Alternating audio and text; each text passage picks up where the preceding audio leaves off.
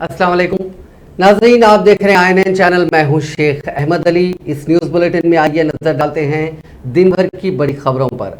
असातिज़ा के अहलियती इम्तिहान यानी टीचर्स एलिजिबिलिटी टेस्ट के नतायज जारी हो गए हैं। नतायज का फीसद इंतहाई कम रहा। टेट के कन्वीनर राधा रेड्डी ने टेट के नतायज जारी करने के बाद मीडिया को बताया कि 12 जून को रियासत भर में टेट इम्तिहान में 3 लाख उम्मीदवारों ने शिरकत की थी। जुमला 3,18,506 उम्मीदवारों ने शिरकत की थी जो कि पेपर 1 के थे, जिनमें से 1,04,078 उम्मीदवार को क्वालिफाई करार दिया गया। इसी तरह पेपर 2 में जो उम्मीदवार कामयाब हुए हैं उनका तनासुब 32.68% है। इसमें 2,51,000 माफ कीजिएगा 2,51,070 उम्मीदवारों के मिन जुमला 1,24,535 उम्मीदवारों ने कामयाबी हासिल की। इस तरह इस पेपर 2 में क्वालिफिकेशन का परसेंटेज 49.64% रहा। वज़ीर आज़म नरेंद्र मोदी बीजेपी की कौमी आमिला के 2 रोज़ा इजलास में शिरकत के लिए हफ्ते के रोज यानी 2 जुलाई को हैदराबाद आ रहे हैं। मोदी जो हफ्ते को दोपहर हैदराबाद पहुंचेंगे, तवक्को है कि हैदराबाद इंटरनेशनल कन्वेंशन सेंटर में वाक़ होटल नोवोटेल में क़याम करेंगे जो बीजेपी के इजलास का मकाम भी है। शेड्यूल के मुताबिक वज़ीर आज़म 2:55 पर दिन में शहर पहुंचेंगे, जहां से वो एक हेलीकॉप्टर के जरिए HICC रवाना होंगे, जहां वो नोवोटेल होटल में उनका क़याम रहेगा। 4 बजे शाम से 9 बजे शब तक बीजेपी के आमिला के मुनक़िदशुदा इजलास में भी वज़ीर आज़म शिरकत करेंगे और वो कौमी आमिला के 360 अरकान बशमूल मरकजी वज़रा, मुख्तलिफ रियासतों के चीफ मिनिस्टर्स और दूसरे सरकर्दा कायदीन को मुखातिब करेंगे। दूसरे दिन वो सुबह 10 बजे से मुनक़िद होने वाली कौमी आमिला के इजलास में शिरकत करेंगे, जिसके दौरान कई अहम करारदादें बशमूल सियासी मसाइल पर करारदादें पेश करेंगे। वो रवां साल के अवाखिर और आइंदा साल के दौरान मुख्तलिफ रियासतों में मुनक़िद होने वाले असम्बली इंतखाबात के लिए तैयारी और पार्टी को मज़ीद मुस्तहकम करने के लिए कौमी आमिला को हिदायत देंगे।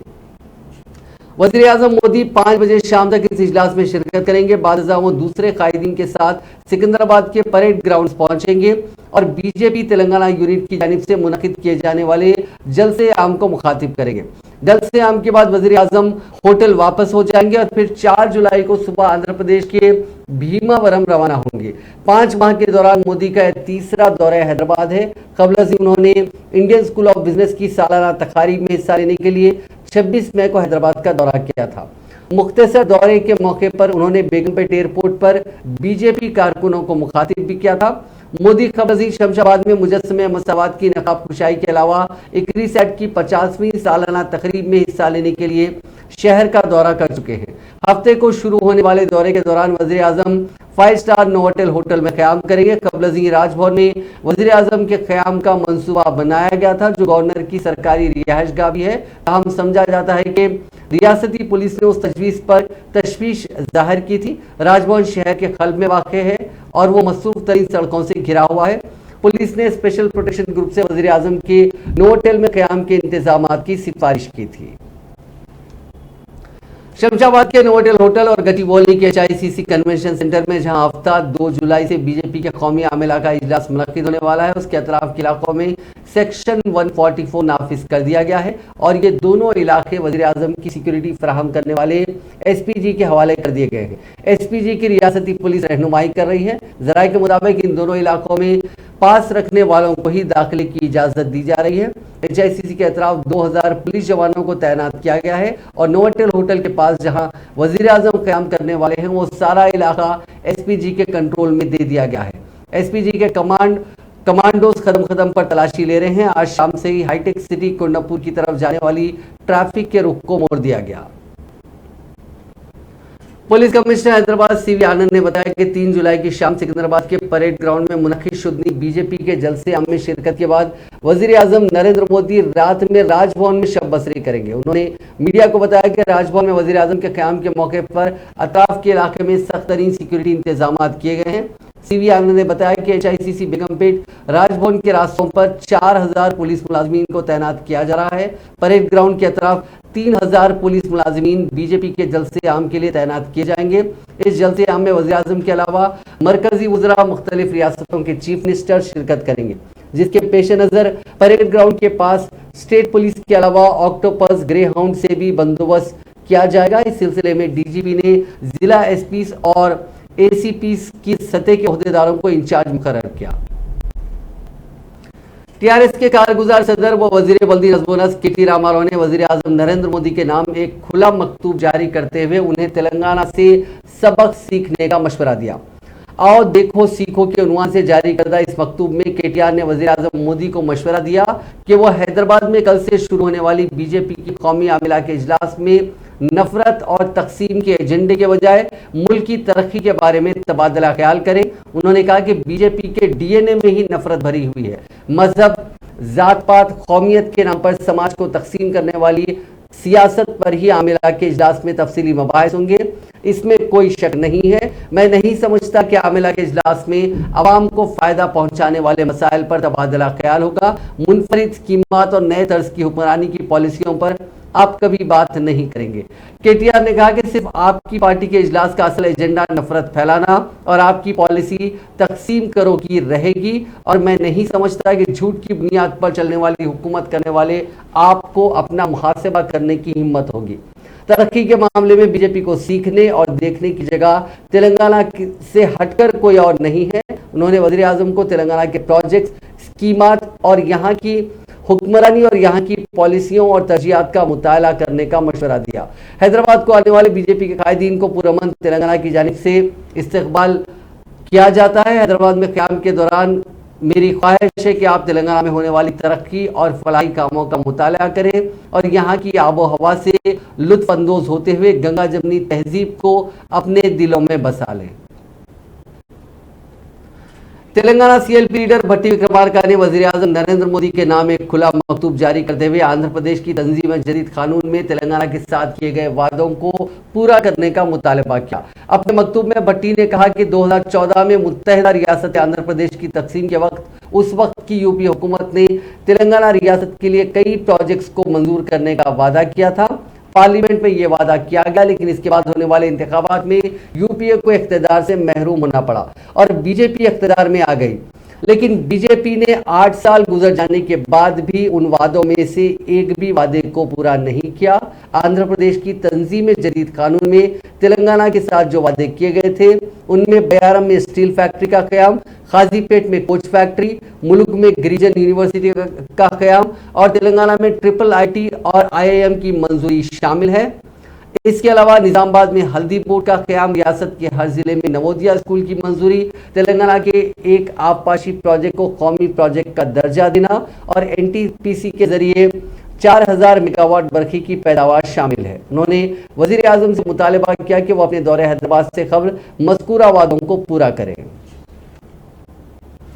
बीजेपी के रुकने पार्लियामेंट डॉक्टर के लक्ष्मण ने तेलंगाना में महाराष्ट्र जैसी सियासी तब्दीलियों की पेशकयासी की है।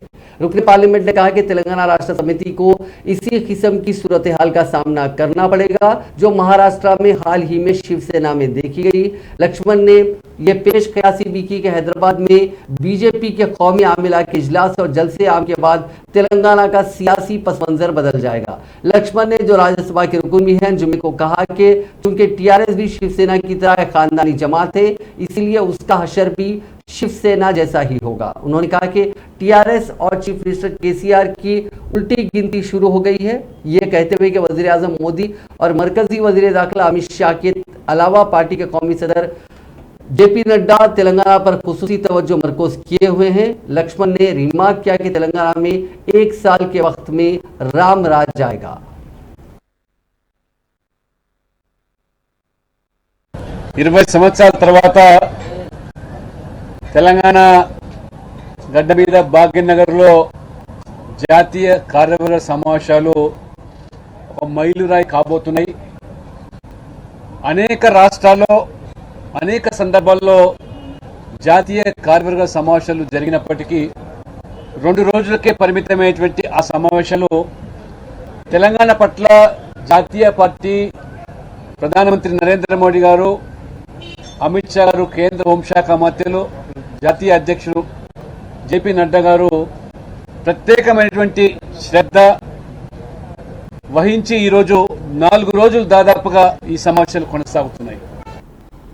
बीजेपी के कौमी सदर जेपी नड्डा आज शाम हैदराबाद पहुंच गए, जहां शमशाबाद एयरपोर्ट पर बीजेपी के रियासती सदर बंडी संजय, मरकजी वजीर सयाहत जी किशन रेड्डी, रुकन राज्यसभा डॉक्टर के लक्ष्मण ने उनका इस्तकबाल किया।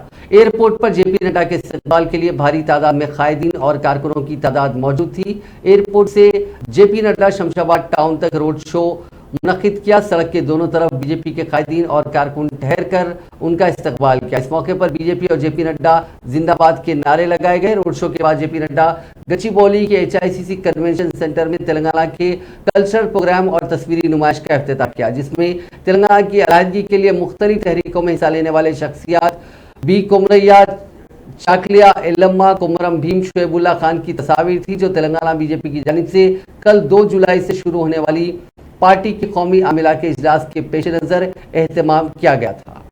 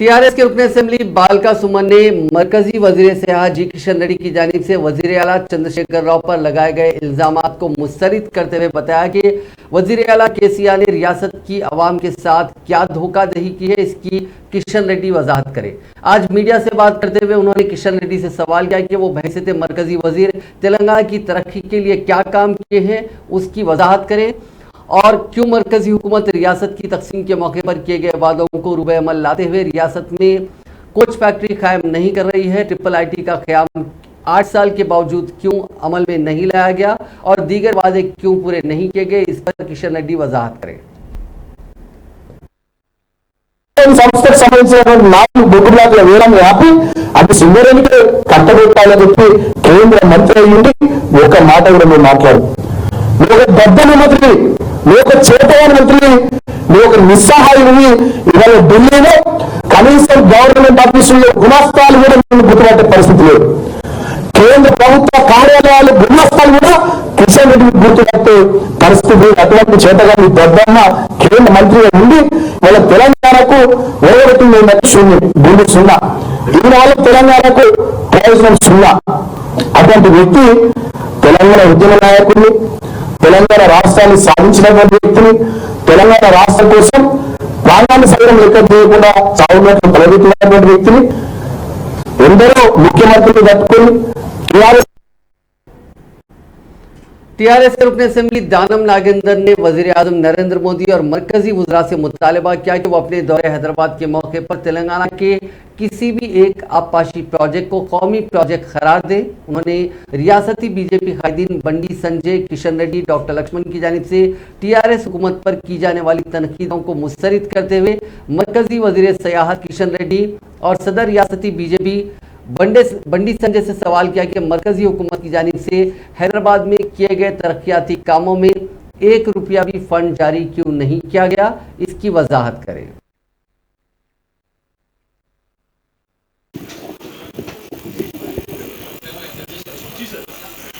कल से जो हैदराबाद में बीजेपी का जो executive all India executive meeting चलने वाला है, बीजेपी पार्टी आप सब लोगों को मालूम है, हिंदुस्तान के अवाम को मालूम है, एक फिरका परस्त ताकत है। आज हिंदुस्तान के अंदर जो भी एक स्टेबल गवर्नमेंट रहता उसको गिराने का जो साजिश जो बीजेपी रचा रही है उसका जवाब जो है आने वाले दिनों में हिंदुस्तान की जवाब जरूर देगी। और जो है फिरका परस्त ताकतों को जो है मुंह तोड़ जवाब देने का वक्त आ चुका है। मोदी सरकार जो है गरीबों के आज जो है खून के साथ उन्होंने होली खेल रहे हैं, लेकिन उसका जवाब इंशाल्लाह जरूर जो है अवाम देगा। तेलंगाना की आवाम तो जरूर रेडी है, आज कमर कस के बड़ी रेडी है मोदी को जवाब देने के लिए। आज जो है टीआरएस पार्टी जो तरक्की आज तेलंगाना में हो, हैदराबाद में हो, इतना अच्छा तरक्की। कुल हिंद कांग्रेस कमेटी के कौमी तर्जुमान डॉक्टर दासाजू श्रावण ने रियासत तेलंगाना की आईपीएस ऑफिसर्स पर इल्जाम लगाया कि वो टीआरएस हुकूमत के एजेंट्स का रोल अदा कर रहे हैं। आज मीडिया से बात करते हुए कांग्रेस कायद ने कहा कि रियासत में स्टेशन हाउस ऑफिसर्स के तकर्रुरात में टीआरएस के अरकान असेंबली की सिफारिश लाजमी करार दी गई है। श्रावण ने कहा कि टीआरएस कायदीन असेंबली इंतखाबात के अनकरीब इनेकाद के इशारों की इत्तलात के बायस अपने हलकों में पसंदीदा सर्कल इंस्पेक्टर्स की तैनाती को यकीनी बनाने के लिए आईपीएस ऑफिसर्स को इस्तेमाल कर रहे हैं।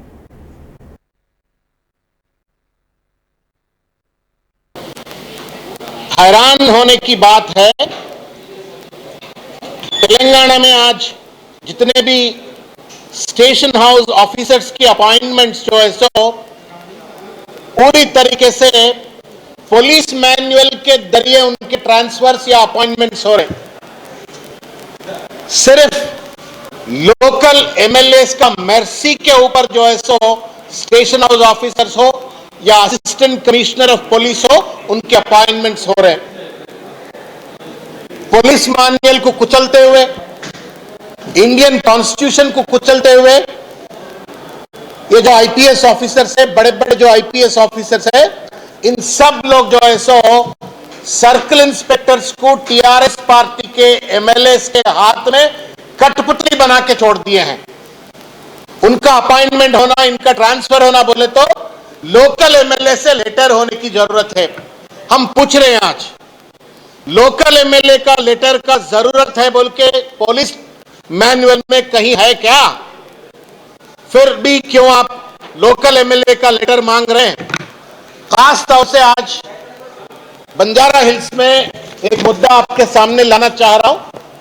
फैसलाबाद असेंबली में है सो बंजारा हिल्स पुलिस स्टेशन में 12 महीने में 2 सर्कल इंस्पेक्टर्स को ट्रांसफर किया गया है। शिवचंद्रा बोल के, नागेश्वर राव बोल के। नागेश्वर राव का गुना इतना ही था कि वहां जो 2500 गज का जमीन जो है सो रोड नंबर 13 में खाली पड़ा हुआ था, डुप्लीकेट डॉक्यूमेंट्स ला करके जो है सो वो जमीन को हड़पने की कोशिश चंद लोग किए, तो उसमें कंप्लेंट आने के बाद में नागेश्वर राव जो सीए था, उन्होंने उन लोगों को अरेस्ट करके जो है एफआईआर करके उनको रिमांड करने की कोशिश किया। यही है गुनाह होने की वजह। ये गुनाह होने करने के बाद में लोकल एमएलए दानम नागेंद्र साहब टूट पड़े हैं नागेश्वर राव साहब के ऊपर, केस नहीं लगाना बोल के उनके ऊपर दबाव डाले हैं, फिर भी उन्होंने नहीं सुना। उसका नतीजा 3 महीने के अंदर नागेश्वर राव एक सिंसियर ऑफिसर है, ऑनेस्ट ऑफिसर है। इससे पहले रेडिसन ब्लू का जो पब का रैकेट भी था उसको भी बस्ट किया था, टास्क फोर्स इंस्पेक्टर बनने के नाते उसको जो है सो मारेटपल्ली ट्रांसफर किए हैं। तो हमारी मांग ये है कि अगर ऐसा पुलिस वालों को ऐसा अगर आप लोग तंग करते हैं, उनका सेल्फ रिस्पेक्ट को कुचल देते हैं, एमएलए का लेटर है तो ही अपॉइंटमेंट करते हैं। तेलंगाना प्रदेश कांग्रेस कमेटी के सीनियर वाइस प्रेसिडेंट जी निरंजन ने साबिक रुकने पार्लियामेंट कोंडा विश्वेश्वर रेड्डी के उन रिमार्क्स की शदीद मजम्मत की जिसमें उन्होंने कांग्रेस को एक मुर्दा पार्टी करार दिया। आज मीडिया से बात करते हुए निरंजन ने विश्वेश्वर रेड्डी से अपने रिमार्क्स वापस लेने और माफी मांगने का मुतालबा किया। विश्वेश्वर रेड्डी साहब बीजेपी में ज्वाइन हुए हैं। कांग्रेस पार्टी को कोई आपत्ति नहीं है, क्योंकि विश्वेश्वर रेड्डी जी 1 साल से पहले 16 मार्च 2021 को कांग्रेस पार्टी से रिजाइन करे, मगर कल जो अल्फाज इस्तेमाल करे कांग्रेस पार्टी मुर्दा हो गया बोल के, उस अल्फाज को, उस कमेंट को हम मजम्मत करते। हम डिमांड करते विश्वेश्वर रेड्डी वो अल्फाज को वापस लेना चाहिए। विश्वेश्वर रेड्डी कोई डिसिप्लिन पर्सन नहीं है। उन्होंने अपने मुफ्त के वास्ते कुछ तो भी करते हो। गुलिस्तान इलेक्शन से पहले उन्होंने कांग्रेस पार्टी में ज्वाइन हुए, तब कि उस वक्त का माहौल में कांग्रेस पार्टी जीतने का चांसेस बहुत दिखे थे। तो उन्होंने रिजिग्नेशन कर कांग्रेस पार्टी में आए। कांग्रेस पार्टी में आने के बाद में कांग्रेस पार्टी भी उनको रेस्पेक्ट दिया। उनके कॉन्स्टिट्यूएंसी में और रंगारेड्डी डिस्ट्रिक्ट में जो भी पार्टी के लेवल के डिसीजंस होते, उनका जो भी रिकमेंडेशंस थे उसको एक्सेप्ट करते हुए, और पूरा पहले से जो कांग्रेस पार्टी में ऐसे जो कारकुन को और लीडर्स के इंटरेस्ट के खिलाफ भी नहीं उनके बातें माने। मैं कांग्रेस पार्टी के तरफ से मैं उन पूरे कांग्रेस पार्टी के sincere and hard workers leaders जो भी है, जो नुकसान उनको पहुंचा कोंडा विश्वेश्वर रेड्डी की वजह से, उन लोगों को मैं माफी मांगता हूं। और कांग्रेस पार्टी एक गंगा नदी की जैसा पार्टी है, उतना पवित्र पार्टी है। ये विश्वेश्वर रेड्डी के जैसे लोग स्वार्थ पर लोग आने या जाने से नहीं, इसका पवित्रता को भंग नहीं होता। और कांग्रेस पार्टी सख्त और स्ट्रांग वैसे ही रहेगा, और ये देश की भलाई के लिए, इस डेमोक्रेसी की रक्षा के लिए हमेशा काम करते रहेगा।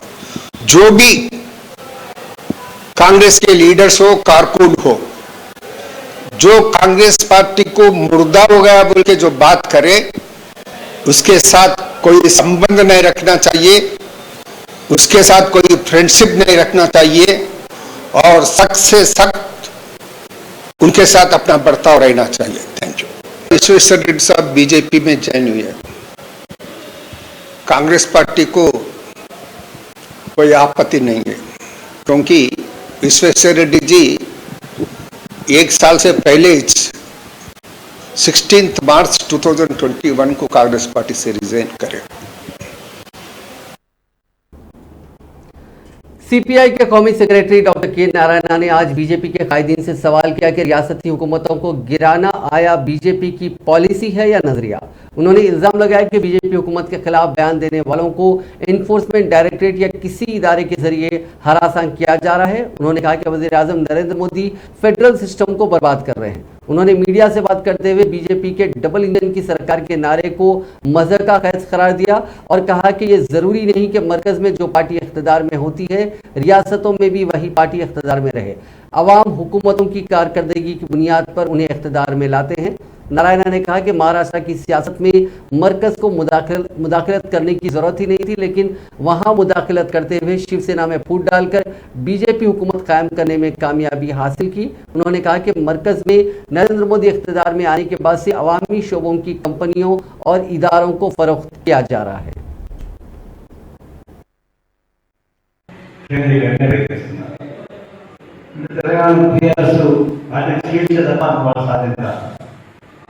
చేసుకుపోతే వెంటనే తిరుగుతాం లేదా హోల్సేల్గా దాన్ని తీసుకుంటున్నాం అనేటువంటి యాంగిల్లో స్టార్ట్ అయిపోయింది.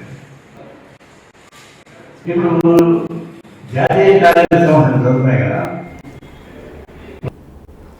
महकमे मौसमियात ने तेलंगाना के अजला आदिलाबाद, कुमरम भीम, आसिफाबाद, मंचिर्याल, निजामाबाद, जगतियाल, करीमनगर, पेद्दापल्ली और दीगर अजला में चंद मकामात पर आइंदा 24 घंटों के दौरान जबरदस्त बारिश का इम्कान जाहिर किया। यहां जारी करदा एक बुलेटिन में बताया गया कि आइंदा 48 घंटों के दौरान तेलंगाना के चंद अजला में कहीं कहीं गरज और चमक के साथ बारिश भी हो सकती है। आइंदा 5 दिन के दौरान रियासत में कहीं कहीं हल्की तो औसत बारिश या बूंदाबांदी का इम्कान भी जाहिर किया गया है।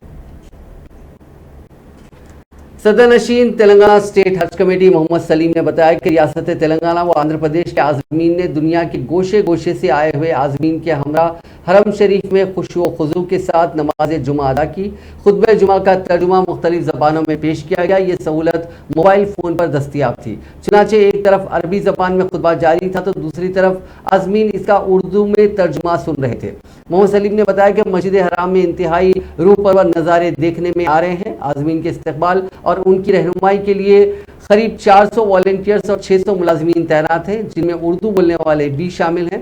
मस्जिद में सफाई और स्टेरिलाइजेशन का काम मुसलसल जारी है, जिसके लिए 4000 मुलाजिमीन को तैनात किया गया है। दिन में 10 मरतबा सफाई की जा रही है। आज़मीन को पीने के लिए जमजम का पानी पेश किया जा रहा है।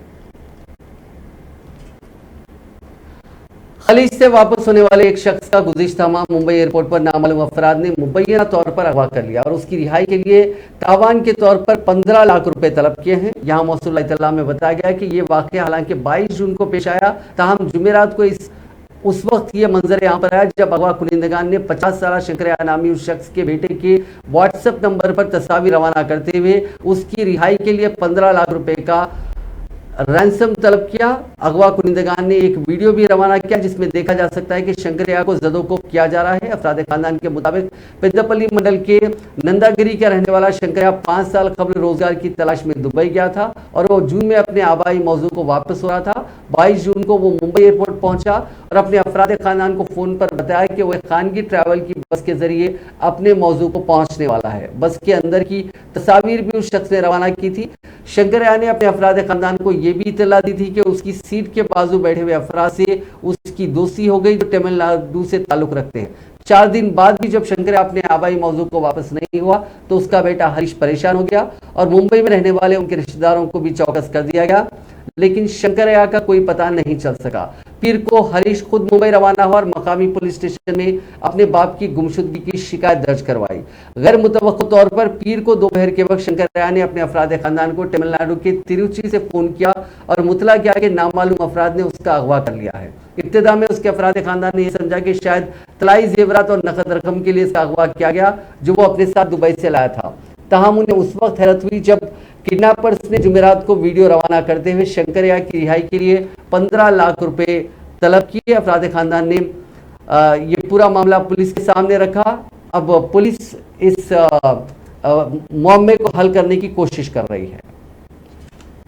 फिल्म अदाकार सोनू सूद के नाम से मदद के बहाने एक परेशान हाल खातून को धोखा देते हुए उसके बैंक अकाउंट से रकम निकाली गई।